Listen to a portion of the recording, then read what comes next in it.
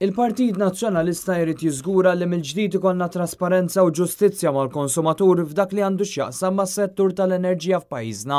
U għalhekk il-kap tal-Partit Nazzjonalista Simon Busuttil issibt filgħodu ħabbar 9 proposti għas-settur tal-enerġija.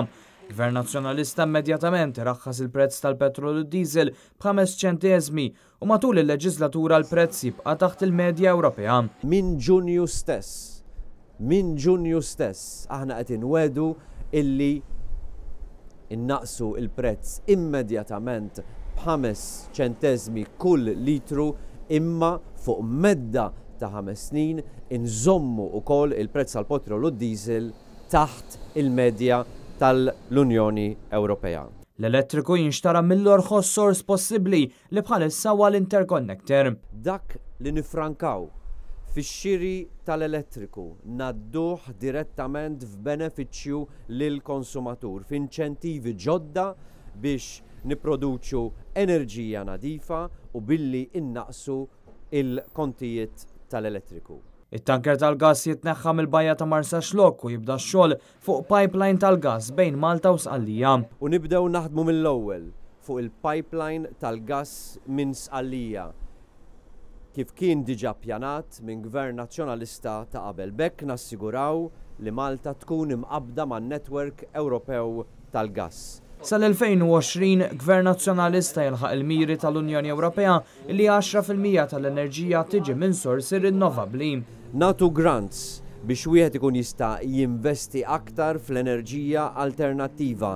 Natu fejn ikun meħtieġ feed-in tariffs vantaġġjużi lil konsumaturi fuq il-bjut tal-binjiet pubbliċi u fiż-żoni industrijali inwaħħlu aktar pannelli solari. Dan anke billi tkun esplorata l-possibilità li pajjiżna jipproduċi enerġija mix-xemx billi juża t-toroq, car parks u postijiet pubbliċi oħra. Bħalissa it-teknoloġija f'pajjiżi oħra qiegħda mixja lejn id-direzzjoni illi s-solar panels ikunu imwaħħlin saħansitra fuq wiċċ it-toroq. Din hija teknoloġija avvanzata ġdida illi hija adattata ħafna għal pajjiżna. Gvern Nazzjonalista jiżgura wkoll li jilħaq l-obbligi tad-direttiva tal-Unjoni Ewropea biex jitnaqsu l-effetti serra li waslu għal tibdil fil-klima.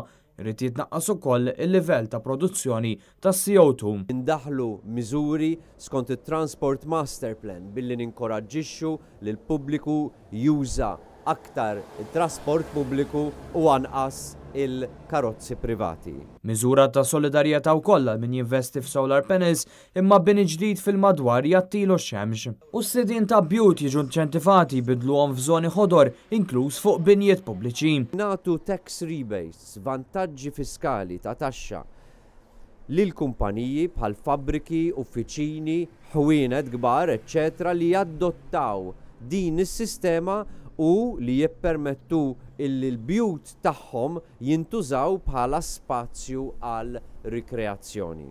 Għal-konferenza tal-aħbarijiet kien hemm preżenti l-kandidati tal-elezzjoni ġenerali li jmiss Jean-Pierre De Bono, Martes Portelli, Carola Accolina, Dunja Borg, Doris Borg, Elaine Camilleri Xkembri, Connie Sherry u Alana Bella Wedge.